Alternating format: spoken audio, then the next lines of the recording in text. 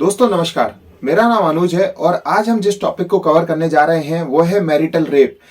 जब एक वाइफ अपने हस्बैंड के साथ फिजिकल रिलेशनशिप नहीं बनाना चाहती है, संभोग नहीं करना चाहती है किसी कारणवश, लेकिन फिर भी उसका हस्बैंड उसके साथ जबरदस्ती फिजिकल रिलेशनशिप बनाता है तो इसे कहा जाता है marital rape. Norway, Denmark, Australia ऐसी 150 कंट्रीज हैं जिन्होंने मैरिटल रेप को क्रिमिनलाइज किया है। इन सभी कंट्रीज ने मैरिटल रेप को क्राइम माना है और तो और यूएस के भी 50 स्टेट्स ने मैरिटल रेप को क्रिमिनलाइज कर दिया है। यहाँ तक कि नेपाल ने भी स्पाउसल रेप एक्सेप्शन को रेप की डेफिनेशन से अबॉलिश कर दिया गया था by supreme court of Nepal in 2002। उनका ये मानना था कि it was infringing the right to protection and privacy of women. Marital rape एक ऐसा टॉपिक है जो बहुत ही टाइम से चर्चा में था। इसी वजह से आज मैं आपको मैरिटल रेप के बारे में अपनी इस वीडियो में जानकारी देना चाहता हूँ। According to as per National Family Health Survey, 83% of women जिनकी एज 14 इयर्स और 49 इयर्स के बीच में है, वो अपने हस्बैंड को एक्यूज कर चुकी हैं फॉर सेक्सुअल हरासमेंट। इंडिया में अगर हम मैरिटल रेप की बात करें तो सबसे पहले इंडियन पीनल कोड 1860 के बारे में बताना चाहूंगा। As per section 375 of Indian penal code, जो रेप होता है वो हर प्रकार का सेक्सुअल इंटरकोर्स जो कि वुमेन की मर्जी से नहीं होता है वह रेप कहलाता है। लेकिन as per subsection 2 of section 375 of Indian penal code 1860, अगर एक हस्बैंड अनविलिंग इंटरकोर्स करता है अपनी पत्नी के साथ तो उसे रेप नहीं माना जाता और पत्नी की एज 15 साल या उससे ऊपर होनी चाहिए। इसका मतलब इंडिया में मैरिटल रेप तभी माना जाएगा जब वाइफ की एज 15 साल या उससे कम हो। अगर वाइफ की एज 12 से 15 साल के बीच में है और उनके साथ अनविलिंग सेक्सुअल इंटरकोर्स हुआ है तो हस्बैंड को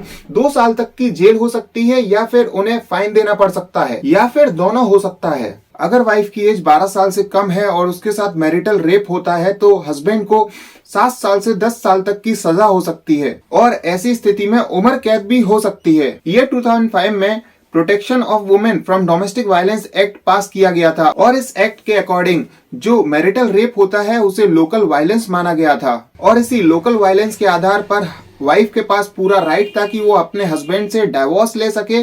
रिसेंटली दिल्ली हाईकोर्ट की डिवीजन बेंच के सामने एक पिटीशन फाइल की गई थी to criminalise marital rape in India. उन्होंने ये भी कहा था right to withdraw consent at any given point of time forms the core of women's right to life and liberty. On the other hand justice Harishankar का verdict बिल्कुल opposite था। उनका ये कहना था कि एक्सेप्शन को नहीं हटाना चाहिए, जो एक्सेप्शन है वो बिल्कुल रीजनेबल है एंड इट शुड कंटिन्यू। 29 सितंबर 2022 को ऑनरेबल सुप्रीम कोर्ट ने अपने ये ऑर्डर में एक क्लियरली बोला था कि अगर कोई प्रेग्नेंट महिला है तो उनको पूरा राइट है एक लीगल एंड सेफ अबॉर्शन का टिल 24 वीक्स, यानी कि 24 हफ्ते के अंदर अंदर कोई भी प्रेग्नेंट महिला अपना अबॉर्शन सेफ और लीगल तरीके से करवा सकती है, चाहे वो मैरिड है या अनमैरिड है, इससे कोई फर्क नहीं पड़ता। और इसके साथ साथ उन्होंने ये भी कहा था कि अगर कोई महिला मैरिटल रेप की वजह से प्रेग्नेंट हुई है तो उनको भी पूरा राइट है safe and legal abortion till 24 weeks. 24 हफ्ते तक वो अबॉर्शन करा सकती हैं। और उन्होंने ये भी कहा कि meaning of rape must include marital rape for the termination of unwanted pregnancy till 24 weeks. उन्होंने ये भी कहा कि This order does not make marital rape as an offense।